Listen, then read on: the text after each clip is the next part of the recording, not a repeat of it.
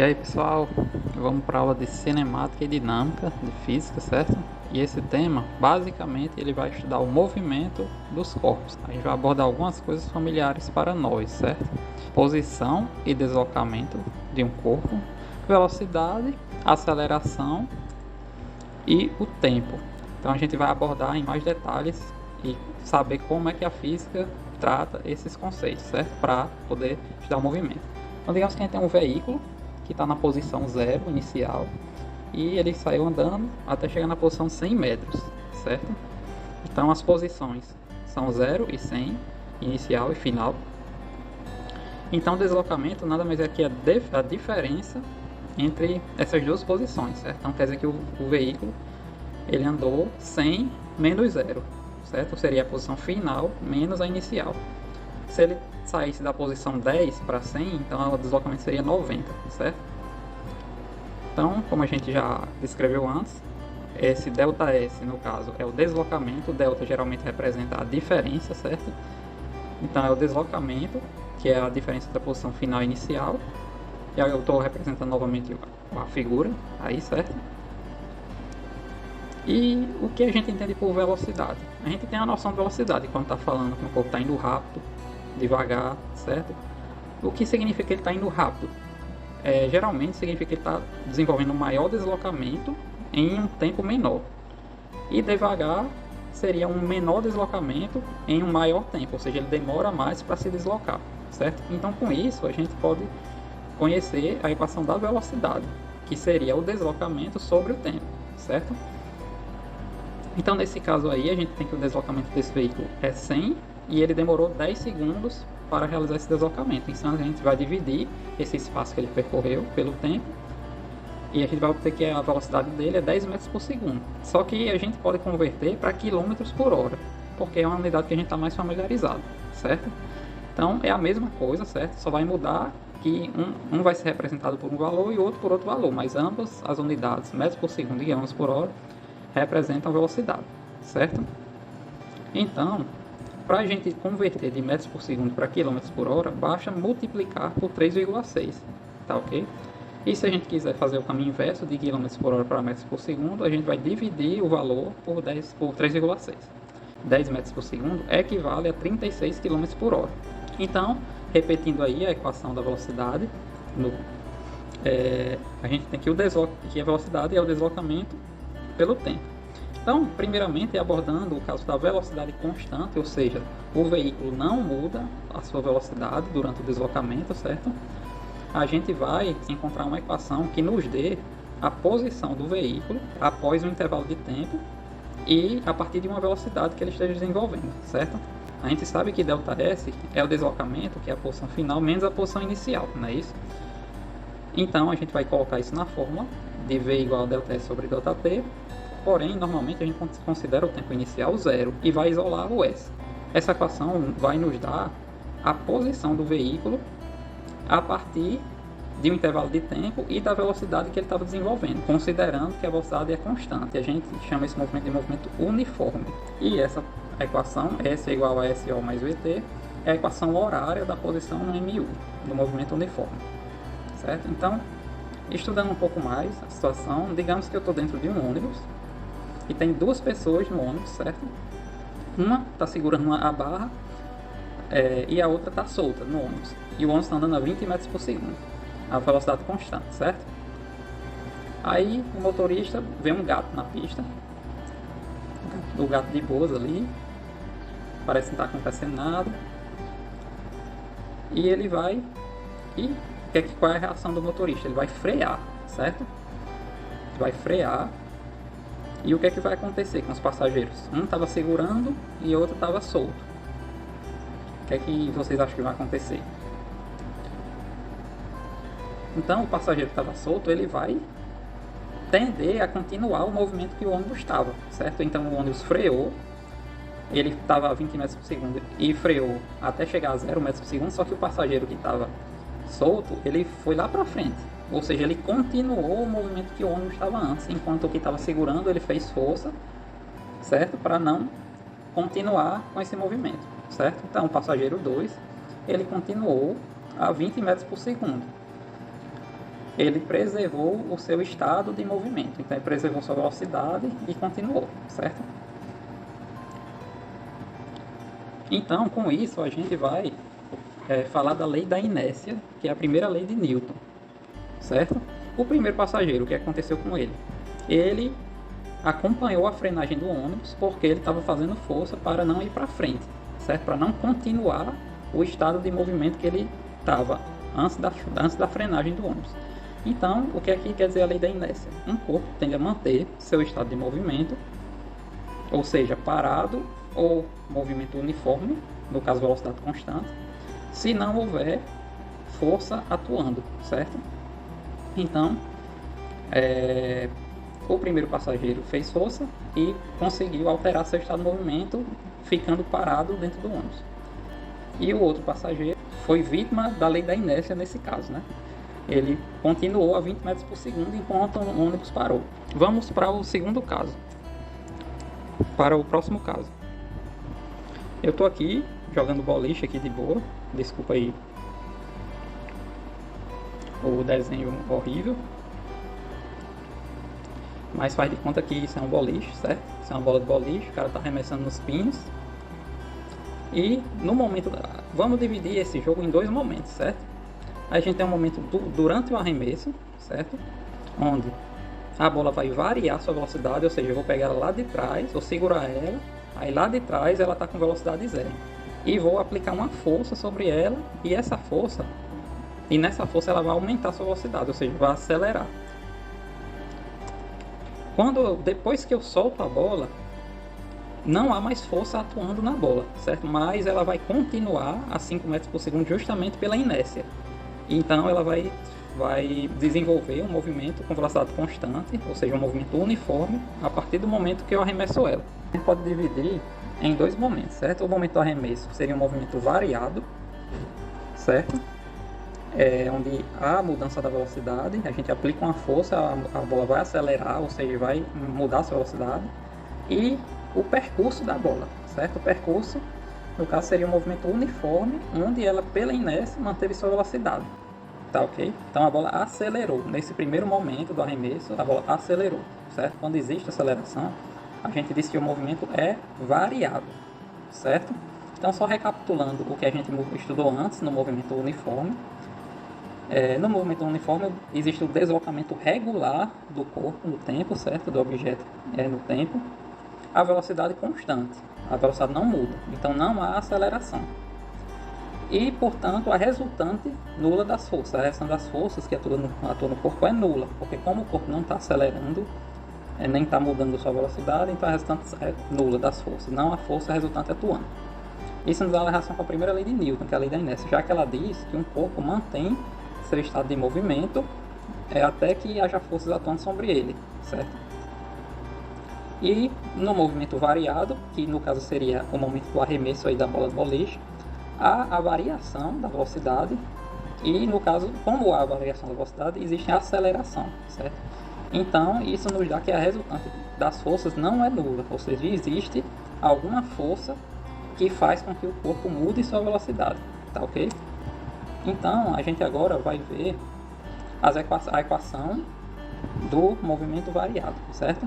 A gente viu que a aceleração, no caso, é a mudança da velocidade em relação ao tempo, certo? Então, para a gente saber qual é o valor da aceleração, a gente simplesmente vai dividir o valor da variação da velocidade pelo tempo que ocorreu essa variação. O jogador arremessou a bola, ela inicialmente estava com velocidade zero, e no final do arremesso ela acelerou até chegar a 5 metros por segundo, certo? Então ela variou o que? 5 menos 0, velocidade final menos inicial, no caso dá 5, certo?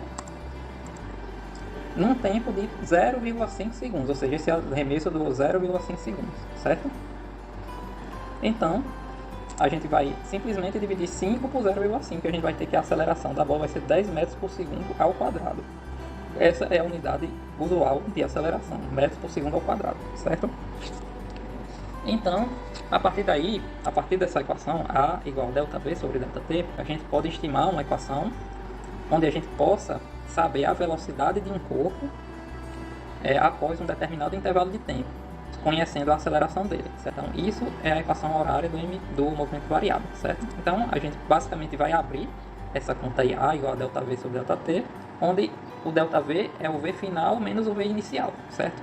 E o ΔT é o T final menos o T inicial, sendo que o T inicial normalmente é zero, então a gente não considera ele. Então, resumindo as equações que a gente viu até agora, no movimento uniforme, onde a velocidade é constante e não há aceleração, a gente tem essas duas equações aí. A velocidade é a variação do deslocamento sobre o intervalo de tempo, e a equação horária da posição no movimento uniforme vai ser a posição final é igual à posição inicial mais a velocidade vezes o tempo. E no movimento variado, a gente vai ter que a aceleração é a variação da velocidade pela variação do tempo. A equação horária da velocidade no movimento variado é V igual a VO mais AT. Então vamos pegar um exemplo para ficar mais claro.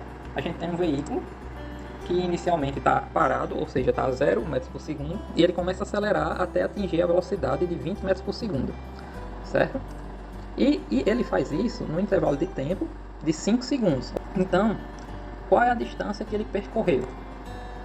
A gente vê que nenhuma das equações está nos dando isso, né?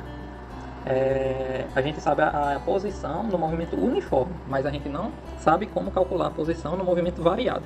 Pronto, antes de responder essa pergunta, a gente vai dar uma olhada nos gráficos dessas equações, certo? A gente tem aí o primeiro gráfico, que vai ser o gráfico da velocidade pelo tempo no movimento uniforme, começando pelo movimento uniforme. A gente sabe que a velocidade é constante no movimento uniforme, então ela vai ser uma linha reta paralela ao eixo do tempo, porque essa linha reta está dizendo justamente que o valor da velocidade não muda em relação ao tempo. Já a posição, ela vai variar uniformemente, vai variar linearmente, ou seja, ela vai ser uma linha reta, mas não necessariamente vai ser paralela ao eixo do tempo. Por quê? Porque isso quer dizer que o corpo está mudando sua posição, o corpo está mudando sua posição de maneira uniforme, mas ele está mudando. Se a linha for ascendente, isso quer dizer que o movimento é progressivo, certo? Ou seja, ele está indo para frente. E se a linha for descendente, o corpo está indo para trás em relação a um certo referencial que eu estabelecer. Agora, no movimento variado, a gente tem que o gráfico da velocidade pelo tempo vai ser uma linha reta ascendente ou descendente. O gráfico da posição no movimento variado, que a gente vai analisar mais a fundo, ele não vai ser uma linha, ele vai ser uma parábola, e a gente vai entender por que já, certo?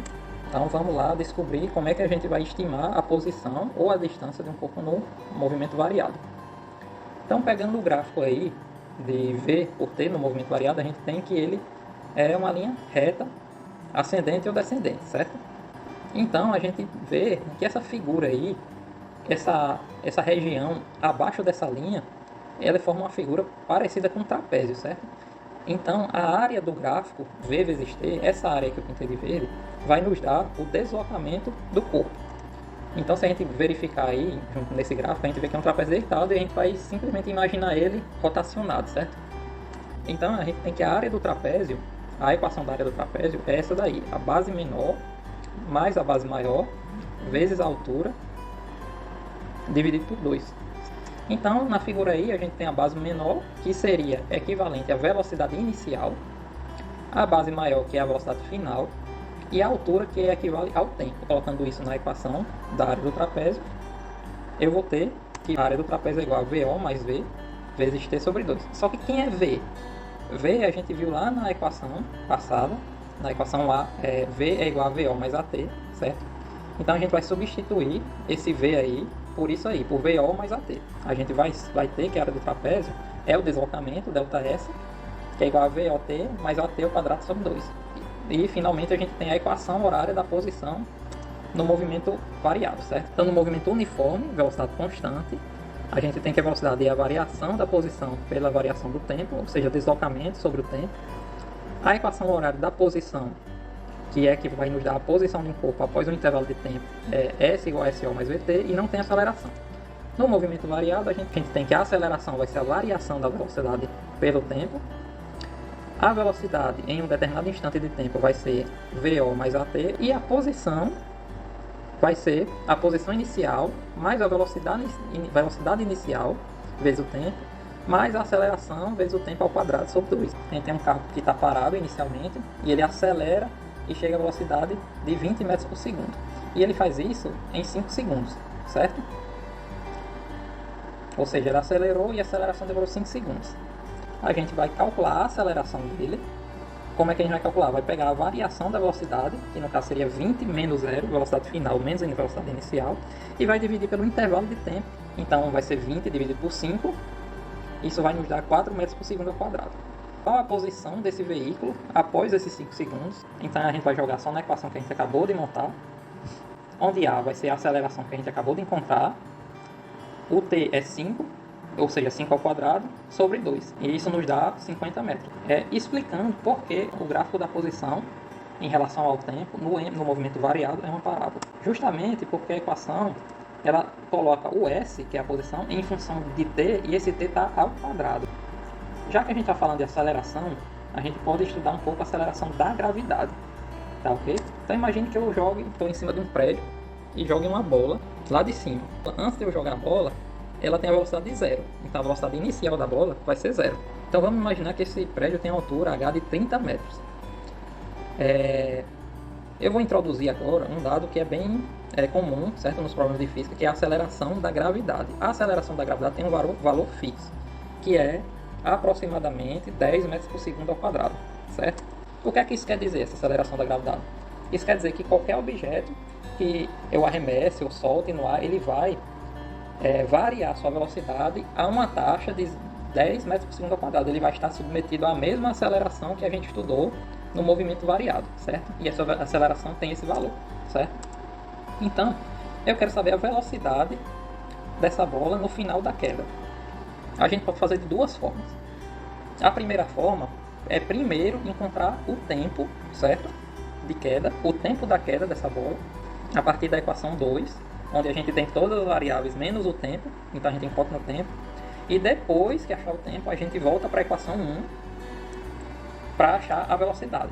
Ou existe outra equação, que eu vou mostrar agora, que é a equação de Torricelli, que ela vai nos dar uma velocidade quando o problema não der o tempo para a gente. Ele vai dar um espaço, uma altura, um deslocamento, alguma coisa em que seja usado como ΔS, certo? Para a gente poder calcular a velocidade. Então a gente tem aí que o VO é 0, V ao quadrado é o que eu quero encontrar, o VO é 0, 2 é da fórmula mesmo, já é da própria equação, a aceleração é 10 e o ΔS é o deslocamento.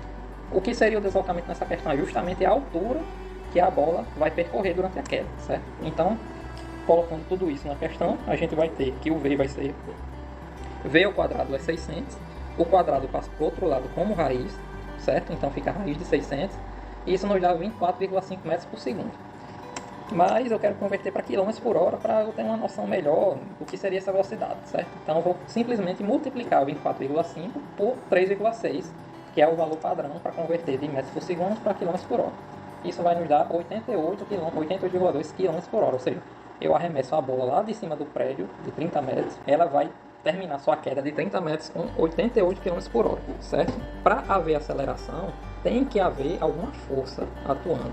A primeira lei de Newton, que é a lei da inércia, diz que se não há força atuando, não há aceleração. Então, se a aceleração, no caso a gravidade sempre é a aceleração, isso quer dizer que há uma força atuando. E essa força é justamente a atração gravitacional. E essa força se dá pela atração, os corpos que estão na Terra, no planeta Terra, e a massa da Terra. Então seria até difícil imaginar como seria uma Terra plana nessa situação, né? Então, todo mundo está preso ao chão da Terra, digamos assim, está sendo atraído pela Terra, todo mundo igualmente, porque a Terra é redonda. Então, movimento variado, existe uma força resultante não nula, que no caso de uma queda, a queda de um corpo seria a atração da gravidade, certo? E no movimento uniforme, a força resultante nula, ou seja, não tem aceleração, certo? A gravidade seria um exemplo de aplicação, né, do movimento variado, certo? Então vamos para outro exemplo aqui. É uma situação um pouco polêmica. Se eu jogar uma pena e uma pedra ao mesmo tempo, no mesmo instante, de cima de um prédio, qual vai cair primeiro, né? A gente tem que a pedra provavelmente vai cair primeiro e a pena vai ficar rebolando no ar um bom tempo até cair. Mas se eu jogar uma pedra pequena e uma maior ao mesmo tempo, lá de cima do prédio, provavelmente a pedra pequena e a grande vai cair aproximadamente, pelo menos, ao mesmo tempo, certo? O que isso quer dizer? Isso quer dizer que a massa do corpo não influencia na sua queda, certo? Então por que a pena cai depois que a pedra? Não é por causa da aceleração da gravidade, porque a aceleração da gravidade atua da mesma forma na pena e na pedra pequena, na pedra grande. Então não é a aceleração da gravidade. O que faz com que a pena caia depois é a resistência do ar, ou seja, à medida que a aceleração da gravidade está empurrando a pena para baixo, o ar influencia, interfere mais na queda da pena do que na queda da pedra. Então, novamente, se tem uma força resultante, o movimento vai ser variado. Por quê? Porque vai alterar a velocidade do corpo e isso vai implicar numa aceleração, certo? Ou seja, o corpo vai alterar seu estado de movimento, tá ok? Então, vamos aqui para outra situação. Digamos que eu esteja empurrando um objeto pesado, como uma estante, alguma coisa assim. Eu tenho que fazer muita força para tirar ele do lugar, certo? Já se eu tiver com um livro em cima da mesa e quiser empurrar esse livro, eu vou ter que fazer pouca força para ele se movimentar igual a estante, certo? Por que isso acontece? Porque os objetos têm massa diferente, certo? Se ele tem uma massa maior, a gente tem que fazer uma força maior para alterar o estado de movimento dele, certo? E se a gente fizer uma força maior em dois objetos que têm a mesma massa, ou que a gente aplicou uma força maior, vai ter uma aceleração maior, ou seja, ele vai alterar mais rapidamente seu estado de movimento, certo? Então isso nos leva a concluir que se um objeto tem uma massa grande, ele vai acelerar menos que o outro se eu fizer a mesma força nos dois. Então a gente tem que a aceleração, então, ela é proporcional à força, ou seja, quanto maior a força eu aplicar, maior vai ser a aceleração. E quanto menor a massa do objeto que eu estiver aplicando aquela força, maior vai ser a aceleração. E com isso, a gente chega na segunda lei de Newton, que a gente vai isolar o F, e vai ter que F é igual a m vezes A. A primeira lei é a lei da inércia, a segunda lei é a força igual a massa vezes a aceleração. Então vamos para um exemplo aqui. Estou empurrando aí uma lavadora de roupa de 50 kg, certo? E inicialmente ela estava com uma velocidade de 0, ela estava parada, e eu empurrei ela por uma distância de 5 metros, e esse percurso foi feito em 3 segundos. Teve uma mudança de velocidade e teve uma aceleração. Se teve uma aceleração, eu posso tanto relacionar ao movimento variado como a segunda lei de Newton. Se eu quiser achar com que força eu empurrei essa lavadora, eu tenho que aplicar a segunda lei de Newton, onde a força é igual a massa vezes a aceleração, só que eu não tenho aceleração, mas eu posso encontrar a partir das equações do movimento variado, certo? Então, aplicando aí a equação da posição do movimento variado, e eu quero saber a aceleração. No caso, eu tenho o S, eu tenho a posição final, que é 5 metros, e eu tenho o T, que é o tempo de 3 segundos, certo? A igual a 10 sobre 9, que vai dar aproximadamente 1,11 metros, certo? Então, a força é igual a massa vezes a aceleração, onde a massa está dada aí na questão, que é 50 kg, e a aceleração vai ser 1,11. Então eu apliquei 55,5 newtons. A gente viu que a gravidade exerce uma força sobre os corpos, certo? Tanto é que se eu pegar um objeto parado e soltar ele no ar, ele vai cair. Ou seja, ele vai acelerar. Se existe aceleração, existe força. E no caso da gravidade, essa força que atua sobre os corpos é chamada de força-peso. Então, é a força exercida pela aceleração da gravidade em uma massa, certo? Em um corpo. Então, digamos que um corpo tem 70 kg de massa. Eu quero saber qual é o peso dele. Esse peso desse objeto vai ser 700 newtons, certo? No caso, pode ser uma pessoa, um corpo. Então, vamos lá revisar tudo que a gente viu até agora. No movimento uniforme, a gente não tem força resultante atuando e, portanto, não tem aceleração, certo? Então, a gente evidencia aí a lei da inércia, que é a lei onde um corpo tende a manter seu estado de movimento, certo? Se não houver força atuando. Ou seja, o que significa manter seu estado de movimento? É manter a sua velocidade, seja ele estando parado ou com uma velocidade qualquer. Então, se sua velocidade é constante, é porque não há força resultante atuando no corpo. E, nesse movimento uniforme, deslocamento regular no tempo, ou seja, a velocidade constante, não há mudança na velocidade. E as equações do movimento uniforme? A gente tem que ver, é igual a ΔS sobre ΔT, ou seja, a velocidade é o deslocamento sobre o tempo, a posição de um corpo em determinado instante vai ser a posição inicial mais a velocidade vezes o tempo, e a aceleração zero. E os gráficos são esses aí. O gráfico da velocidade pelo tempo vai ser uma linha reta, paralela ao eixo t, e a posição vai ser uma linha ascendente ou descendente. No movimento variado, a gente tem que a força resultante e a aceleração, a velocidade varia com o tempo, certo? A velocidade do corpo varia com o tempo, e existe relação com a segunda lei de Newton, que é a força igual a massa vezes a aceleração. E as equações são essas aí. Desculpa, eu errei aí. É delta V sobre delta A é igual a delta V sobre delta T. O V é igual a VO mais AT, ou seja, para descobrir a velocidade em um instante de tempo. O S é igual a SO mais VOT mais AT ao quadrado sobre 2, certo? Que é para descobrir a posição em um instante de tempo no movimento variado, certo? E se eu quiser descobrir a velocidade, não em função de um tempo, de um intervalo de tempo, mas em função de um deslocamento, eu uso a equação de Torricelli, que é V ao quadrado igual a V ao quadrado mais 2A delta S, certo? Aí são os gráficos do M movimento variado. A aceleração é uma linha reta, paralela ao tempo. O V vai ser uma reta ascendente ou descendente, dependendo se ele está aumentando a velocidade ou diminuindo a velocidade. O S vai ser uma parábola, e ela vai ser uma parábola ascendente se ele estiver aumentando a velocidade, e vai ser uma parábola descendente se ele estiver diminuindo a velocidade. E esse último gráfico, que é o V em função do S, não é em função do T, então é importante prestar atenção nisso aí. Ele, como o V está ao quadrado, se a gente passar esse quadrado para o outro lado, vai ficar em função de uma raiz, certo? Então o delta S, o S vai ficar em função, vai ser uma raiz. Então o V vai ficar em função de uma variável que é uma raiz. Então é isso aí, galera. Valeu e até a próxima.